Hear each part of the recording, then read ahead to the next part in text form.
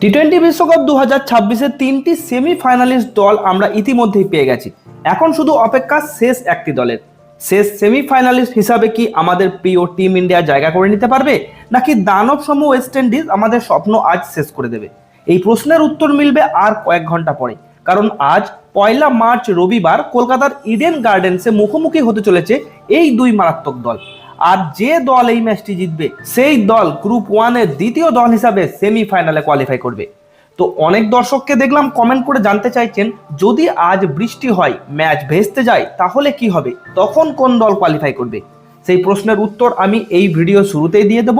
পাশাপাশি আজ আলোচনা করব ভারত কি জিম্বাবুয়ের বিরুদ্ধে খেলা উইনিং কম্বিনেশন নিয়ে নামবে, নাকি ইডেন গার্ডেন্সের পিচ মাথায় রেখে অতিরিক্ত একজন স্পিনার খেলাবে।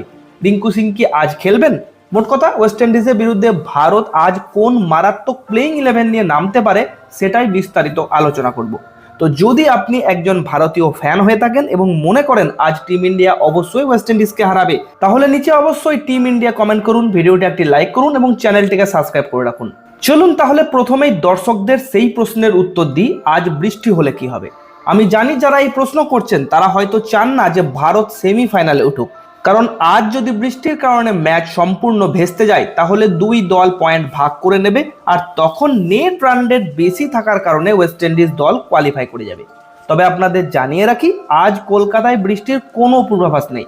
আর ধরুন বৃষ্টি হলেও ইডেন গার্ডেন্সের জল নিষ্কাশন ব্যবস্থা এতটাই ভালো যে রাত 11টা বাজলেও অন্তত 5 ওভারের ম্যাচ হওয়ার সম্ভাবনা থাকবে।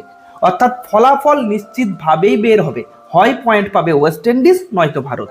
এইবার আলোচনা করা যাক সর্বশেষ পাওয়া আপডেট অনুযায়ী ভারতের সম্ভাব্য প্লেইং 11 কেমন হতে পারে। বন্ধুরা, জিম্বাবুয়ের বিরুদ্ধে বড় জয় পেয়ে টি-20 বিশ্বকাপের সেমিফাইনালের আশা জিইয়ে রেখেছে ভারত।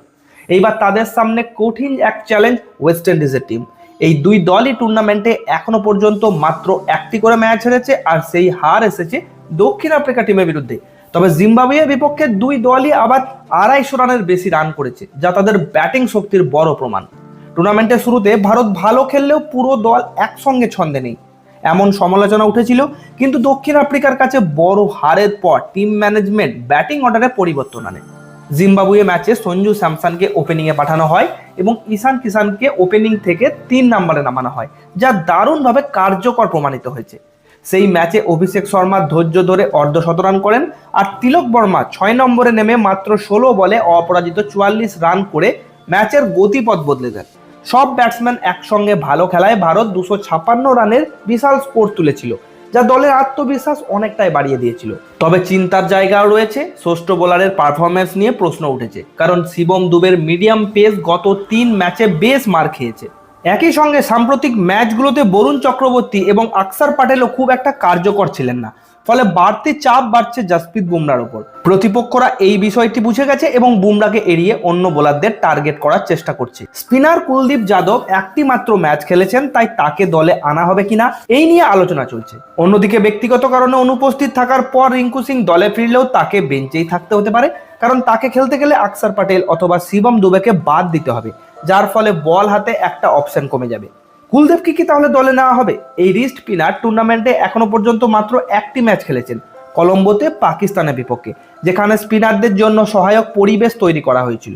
তাহলে কি আকসারের পরিবর্তে কুলদীপকে দলে নেওয়ার কথা ভাববে, নাকি দুবেকে বসাবে? তবে দুটি বিকল্প কিন্তু ব্যাটিং লাইন আপকে অনেকটা দুর্বল করে দিতে পারে। তাই দক্ষিণ আফ্রিকার বিরুদ্ধে যেভাবে ব্যাটিং ভেঙে পড়েছিল তা মাথায় রেখে টিম ম্যানেজমেন্ট হয়তো এই ঝুঁকি আর নিতে চাইবে না। আর রিঙ্কু সিং এর কি হবে?